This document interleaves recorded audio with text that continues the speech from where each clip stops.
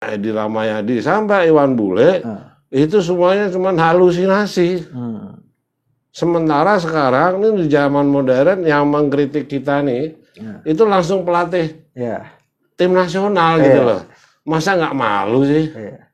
Ya Sintayong mungkin kaget. Chandra Solehkan itu sempat ditawarkan tanah hibah dari Purwakarta untuk dijadikan training center tim nasional. Betul. Tapi di tengah jalan tidak berhasil karena ada kepentingan bisnis kelompok dan juga ada kepentingan politik yang membuat hibah itu tidak berjalan dan akhirnya mereka itu selalu menggunakan money politik. Itu psikologi orang-orang yang duduk di PSSI selalu dan akan berpikir jangka pendek. Padahal training center itu selalu berpikir jangka panjang. Poin E itu disebutkan gitu kan bahwa Impres ini akan memfasilitasi PSSI atau sepak bola Indonesia untuk membangun sarana prasarana berstandar internasional plus training center. Itu bisa dibaca tuh. Dengan uang yang segitu besarnya, satu musim bisa 2 lapangan dia membangun. Mau di Makassar, mau di Surabaya, atau di Jakarta, atau di Sumatera. Itu dengan uang segitu seharusnya mampu membangun training center.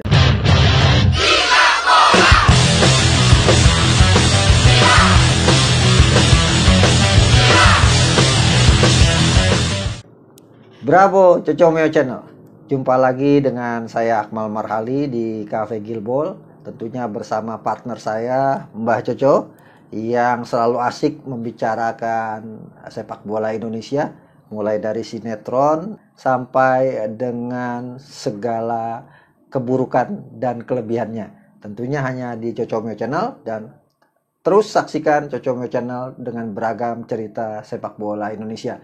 Kali ini kita akan mengupas dan membahas tentang isu training center yang menjadi sangat menarik karena ini bagian dari kampanye Ketua Umum PSSI Pak Muhammad Iryawan. Ketika ingin menjadi Ketua Umum PSSI, salah satunya adalah berjanji akan membuatkan training center. Tapi sampai dengan 3 tahun kepengurusannya sejauh ini belum terwujud sama sekali training center, walaupun kemarin baru saja disebutkan dipinjamkan sementara lapangan UPI untuk kepentingan pelatihan atau pelatnas tim nasional Indonesia. Nah, ini yang menjadi sangat menarik. Seberapa besar fungsi training center? Yang pasti Sintayong sudah memberikan warning bahwa PSSI harus memberikan perhatian kepada training center, dan pada akhirnya Ketua Umum PSSI sampai detik ini di media sosial kapanpun berbicara, apapun yang dibicarakan selalu muncul di kolom komentarnya training center, dan ini menjadi pusat perhatian kita bersama. Betapa luar biasanya netizen kita yang mendorong dan menekan Ketua Umum PSSI untuk mewujudkan janjinya memberikan training center buat tim nasional Indonesia, apalagi sebenarnya ini menjadi PR yang harus dituntaskan. Nah, bicara tentang training center, saya mau tanya ke Mbak Coco, apa sih pentingnya training center untuk sebuah federasi sepak bola dan tim nasional Indonesia? Sebetulnya nggak cuma training center, tapi sebetulnya tonggaknya adalah kantor. Nah, ini problem juga, kantor nggak punya juga PSSI. Bagi saya, ketika sebuah federasi sepak bola sebuah negara tidak punya kantor, dan sekarang di sebuah mall, itu menurut saya justru sekarang ini PSSI bukan anggota FIFA. Contoh lah yang paling sakral dalam organisasi sepak bola seperti PSSI dengan FIFA, itu kantor PSSI-nya Timor Leste aja. Ini contoh nih yang paling dekat dengan Indonesia. Itu ada bendera di depan kantor PSSI-nya Timor Leste. Ada bendera PSSI-nya Timor Leste dan bendera FIFA. Itu contoh yang paling sakral. Saat ini bisa dibayangkan nggak, di mall mana bisa dipasang bendera FIFA?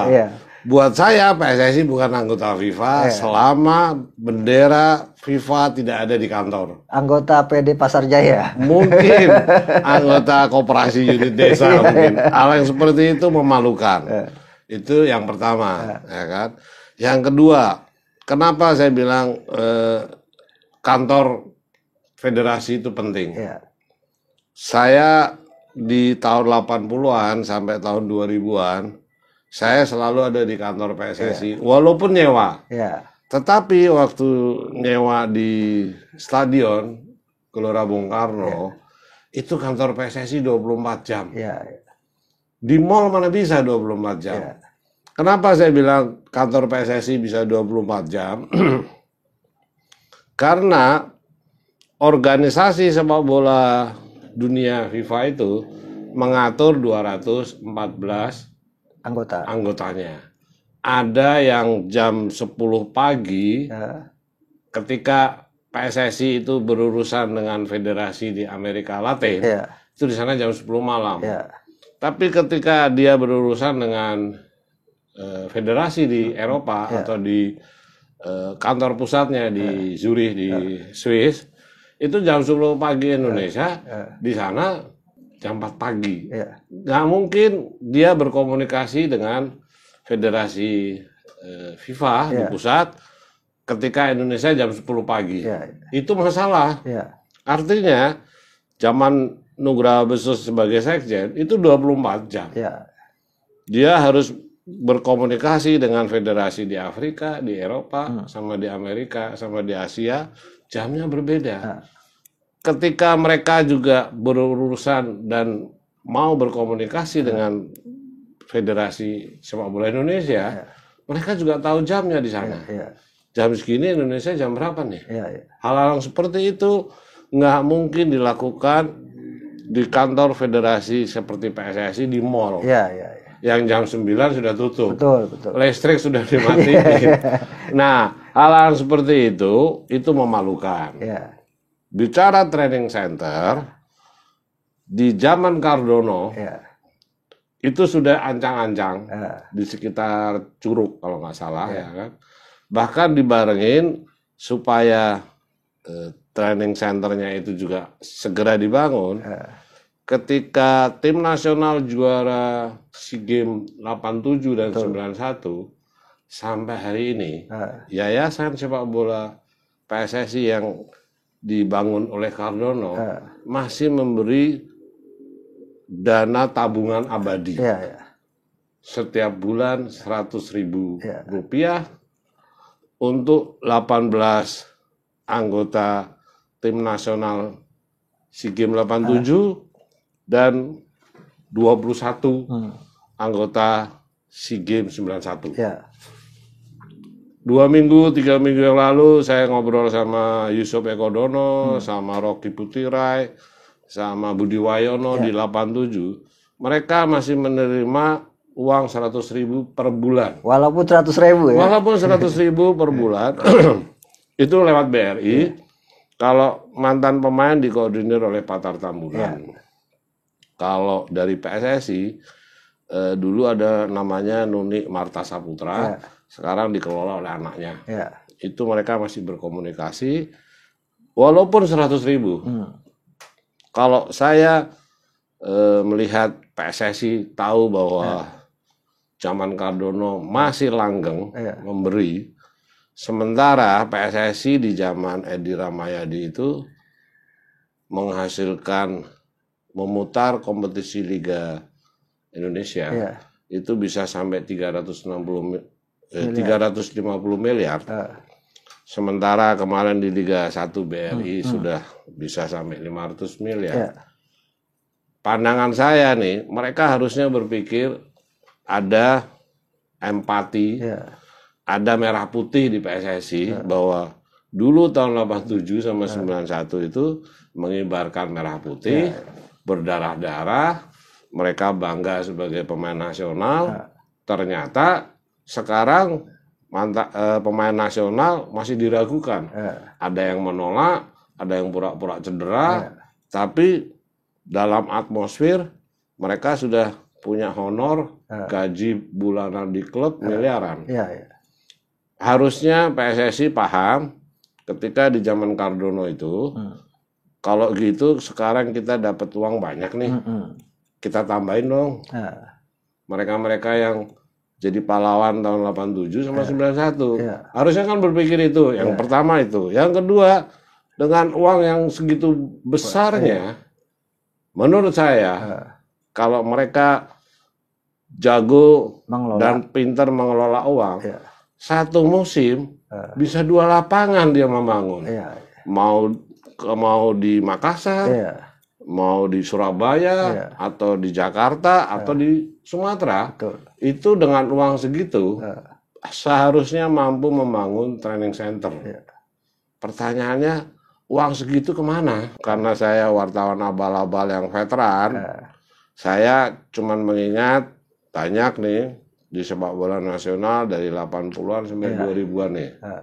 Sedikit tentang sejarah Sawangan yang dibangun oleh Nirwan Bakri tahun 86. Ketika Pelita Jaya itu mendaftarkan diri, itu home base-nya, kalau tempat pertandingannya di Sanggerahan Lebak Bulus, untuk trainingnya di Sawangan. Tahun 2014 ke 15 diserahkan kepada PSSI sebagai hibah nih, sebagai hibah. Artinya ketika itu ada surat resmi bahwa Nirwan Bakri menyerahkan kepada PSSI, itu FIFA otomatis memberi bantuan, memberi sumbangan yang seperti pertama kali itu FIFA Goal Project. Nah, yang seperti itu pernah terjadi dan sempat diperbuat, tetapi sekarang itu diambil lagi nih, dan jadi home base-nya Persija. Ini menurut Akmal gimana nih? Ya, kalau kita lihat kan memang sebenarnya training center menjadi kebutuhan primer, kebutuhan prioritas yang harus diwujudkan oleh PSSI. Bagaimana bisa berprestasi, tempat latihan nggak punya gitu kan. Sebenarnya memang ada beberapa peristiwa di mana PSSI berusaha untuk menyediakan lapangan latihan buat tim nasional. Tadi kan baru sampai ceritanya Pak Kardono, Pak Agung Gumelar kita pernah diberikan atau di hak guna pakaikan lapangan ABC yang dimana ditandatangani di situ ke tempat kita latihan tim nasional. Setelah kemudian GBK direnovasi untuk kepentingan Asian Games, pengelolaannya kemudian sudah tidak lagi karena memang ketika itu PSSI pun sudah mengalihkan training centernya ke Sawangan lewat dana FIFA Goal Project, di mana waktu itu 2013 diajukan, kemudian 2015 dicairkan oleh FIFA sebesar $500.000, itu sekitar 6 miliar gitu. Nah, itu bukan cuma Indonesia yang dapat, bahkan yang dapat juga Brunei Darussalam, Palestina, kemudian juga Bahrain, ada juga Singapura, yang kemudian mereka menggunakan dana FIFA Goal Project itu untuk membangun camp latihan. Termasuk misalnya setelah itu Kamboja mendapatkan juga, bahkan Brazil dan Chile juga berbarengan pada 2013 mengajukan dan mendapatkan dana FIFA Goal Project untuk membangun camp latihan, dan itu benar-benar digunakan. Nah, PSSI waktu itu mengambil langkah untuk memberdayakan Sawangan, lapangan Sawangan yang tadinya sebenarnya itu Pusdiklat Pelita Jaya gitu kan. Nah, sebenarnya cerita ini Mbak Coco itu sebenarnya ada dari Bupati Purwakarta Dedi Mulyadi, sebelum kemudian ke Sawangan, Chandra Solehkan itu sempat ditawarkan dan tanah hibah dari Purwakarta untuk dijadikan training center tim nasional. Tapi di tengah jalan tidak berhasil karena ada kepentingan bisnis kelompok dan juga ada kepentingan politik yang membuat hibah itu tidak berjalan, dan akhirnya Sawangan dijadikan National Youth Training Center NYTC gitu kan, dengan dibangun lapangan sintetisnya menghabiskan dana 6 miliar. Tapi entah mengapa kemudian harusnya itu kan menjadi pusat latihan tim nasional. Tapi ketika pergantian pengurusan PSSI dari Pak Edi Ramayadi ke Pak Iwan Muhammad Iriawan, ini justru tidak diberdayakan lagi dan tidak ketahuan ujung-ujungnya di mana. Tahu-tahu tiba-tiba menjadi camp latihannya Persija Jakarta.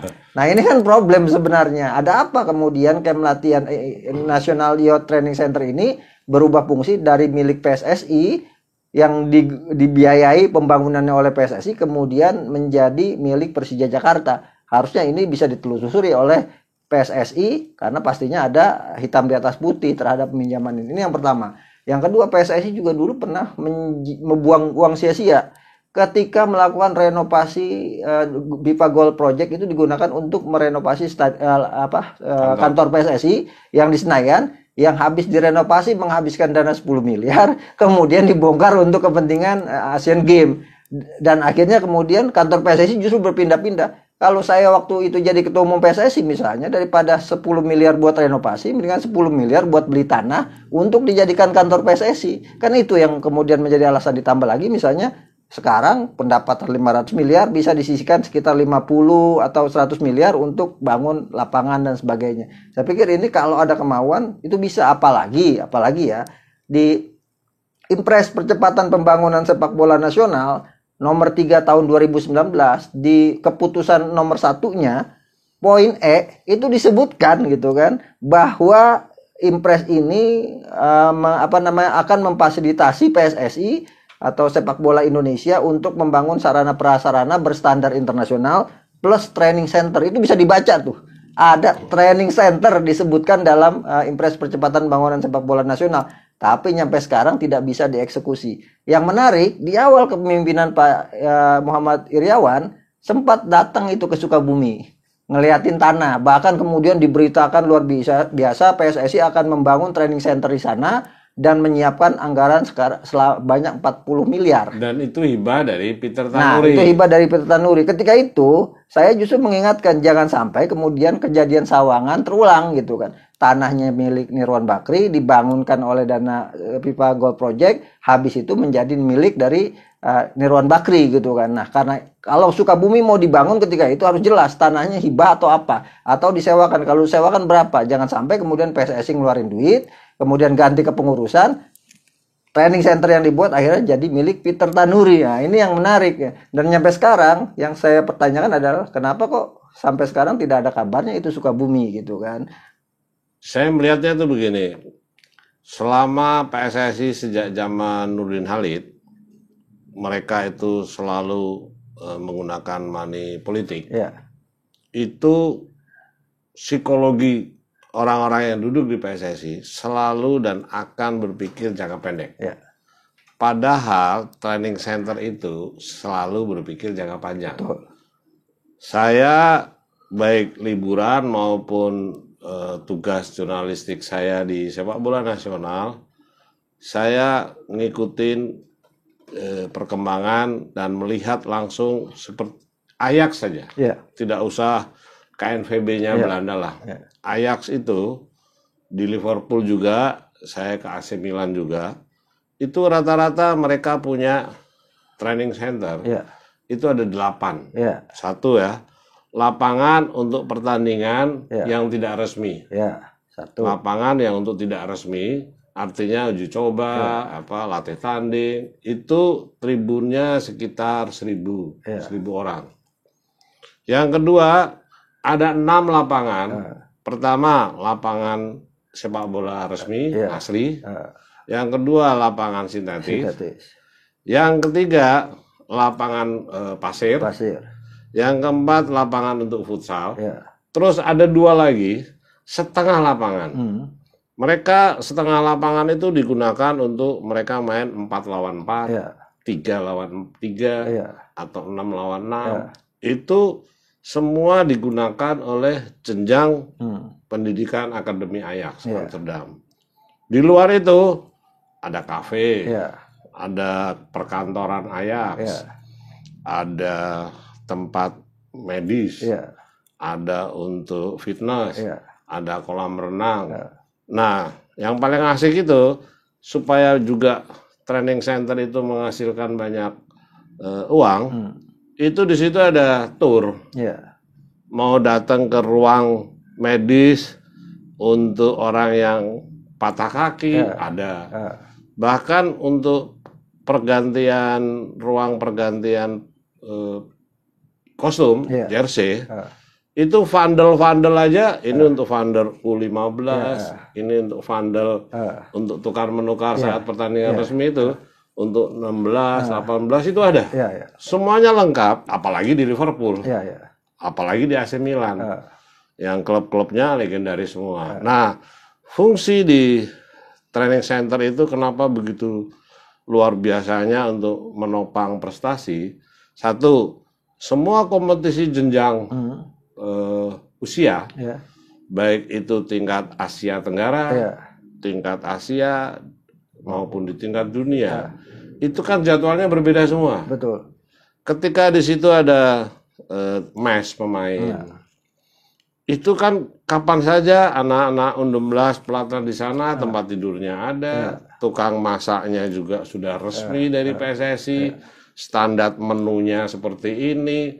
Hal-hal seperti itu bisa menjadi pusat pendidikan teknis dan non teknis untuk dikembalikan atau disosialisasikan ke semua klub.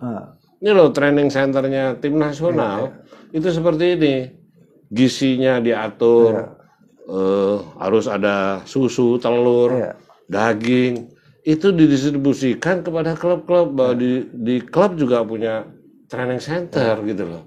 Nah itu yang menurut saya harus dipikirkan dan uangnya sebetulnya ada. Kalau PSSI mau, ini persoalannya kan sejak zaman Kardono, habis itu Aswaranas, Agung Gumelar, Nurdin Halid, Johar Arifin, Lanyala, Edi Ramayadi, sampai Iwan Bule, itu semuanya cuma halusinasi. Sementara sekarang ini di zaman modern yang mengkritik kita nih, itu langsung pelatih tim nasional gitu loh. Masa nggak malu sih?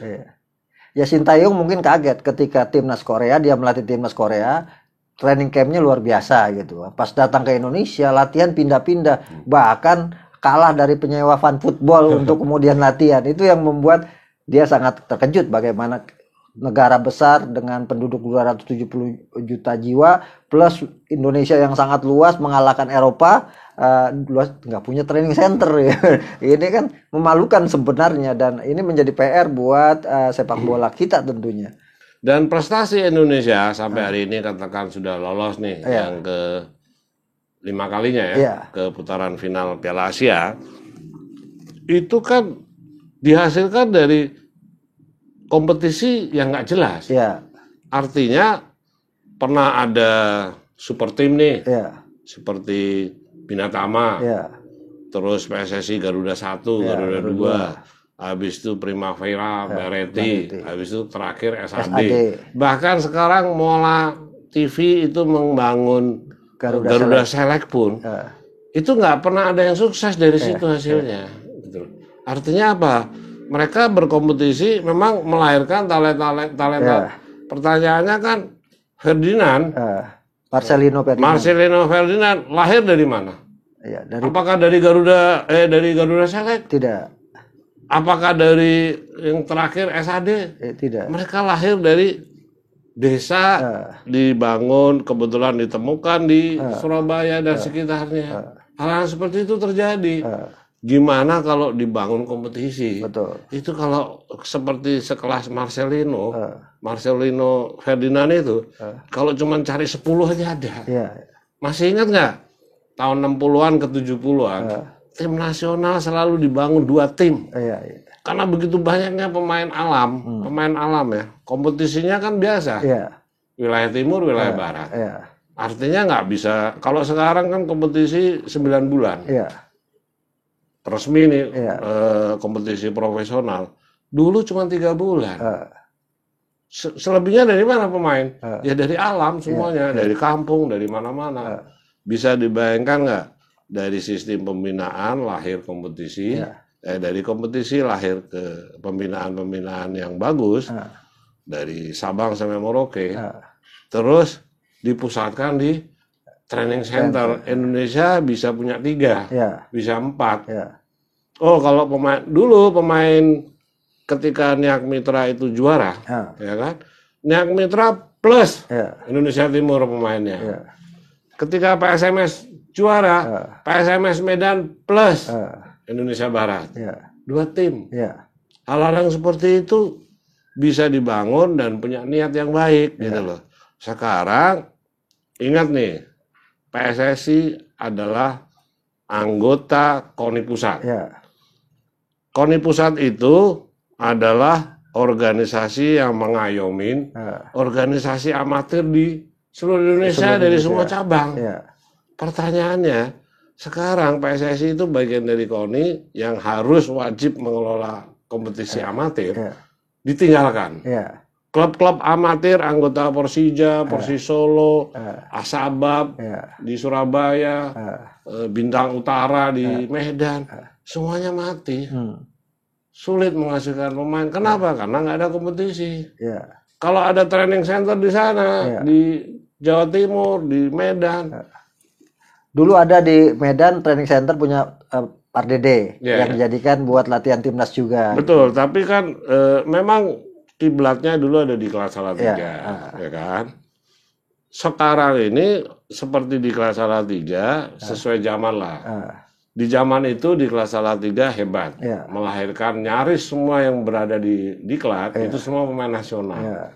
Sekarang dengan sepak bola modern, ya training center lah. Betul. Kira-kira gitu Mal. Terserah Amal. Dari versi lain, saya melihat bahwa Iwan Bule dan kawan-kawan hanya cuman berbohong, dan berbohong lagi. Ya inilah problem sepak bola kita. Jadi kalau bagaimana kita mau bicara prestasi, kalau training center saja kita tidak punya. Sebagai contoh, Thailand punya training center. Singapura yang negara kecil punya training center.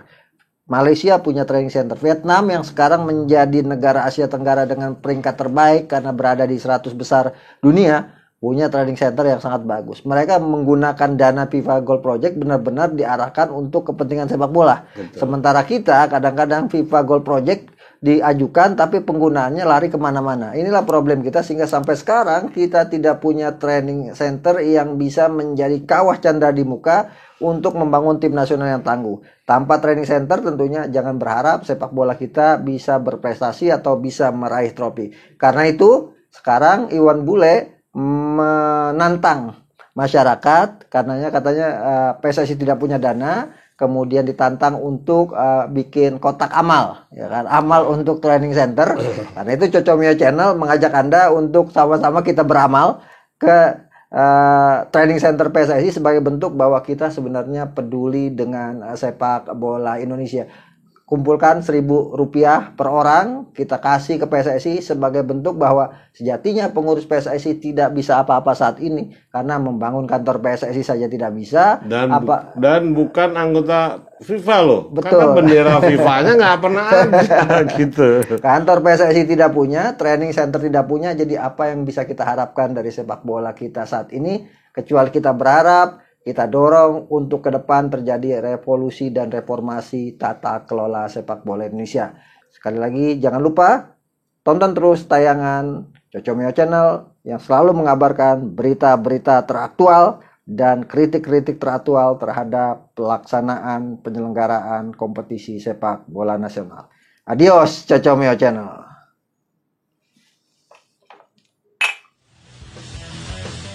Yuk kawan-kawan, saya kedatangan Pak Toro ke Pangandaran. Dia cerita buat channel Cocomeo. Cocomeo ini akan menggarap topik-topik tentang hukum, politik, sepak bola, dan musik. Luar biasa ya, 4 bidang yang sangat menarik dan sangat dinamis. Jangan lupa nonton Cocomeo Channel.